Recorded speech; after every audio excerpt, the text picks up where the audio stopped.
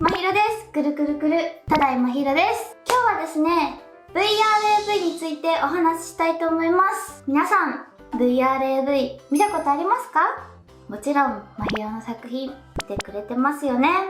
今日はですね、皆さんが知らないであろう VR 撮影の裏側のお話をしたいと思います。皆さん、VR ってどんな風に撮ってると思いますか？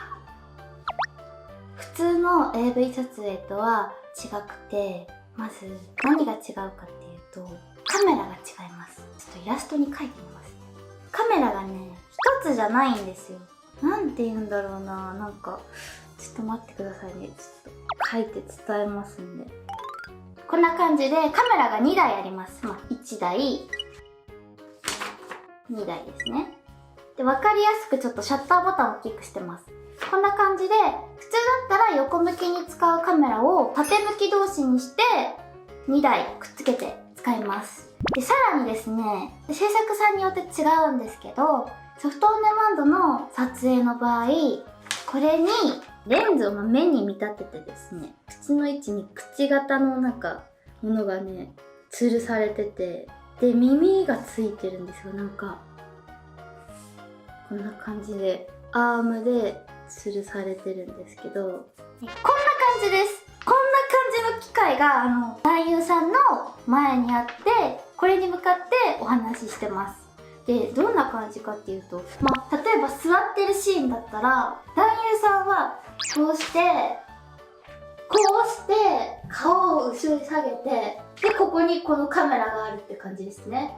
アームで吊る下がってて。これがね、男優さんっていうか、見てくれてる方の顔なんで、こういう状態になってます。大変なんですよ。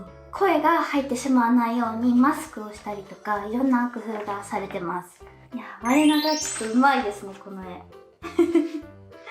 で、普通の AV と撮影の時に違う点が、200度ぐらいは映るんで、普通の撮影だったらカメラマンさんとか音声さんとか照明さんが撮りたい場所に近くに来て撮ったりとかするんですけど、もう機材は固定です。で、照明も固定で、音声はカメラについてるんで、それも固定って感じで、スタッフさんたちは遠くに固まってモニターを見ながら、指示があったりだとか、助けに来てくれたりだとか、ちょっと普通の撮影とは違います。で、カメラを自由自在に動かせない固定なので、体ごとにカメラの位置を変える必要があって、ちょっとセッティングに時間がかかったりとか、カットがかかるんで、気持ちの保ち方というか、じらされてるんだなと思って待ってます。ちなみに、自分の VRAV は企画でね、見たことがあるんですけど、キモすぎて、自分がこうやって迫ってくるんですよ、見てたら。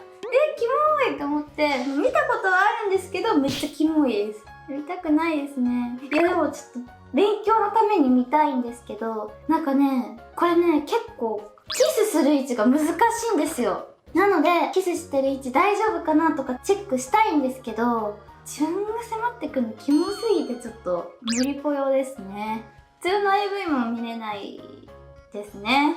自分のじゃなければちょっと VR は見たいなって思うんですよ。女の子に塩かけられる AV とか見てみたいですね。なかなか体験できないじゃないですか。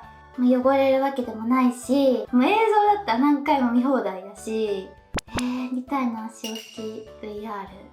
あと、よだれ垂らしてくれるとかしてみたいなと思います。VR ゴーグル持ってないんで、ちょっとせっかくなら買ってみようかな。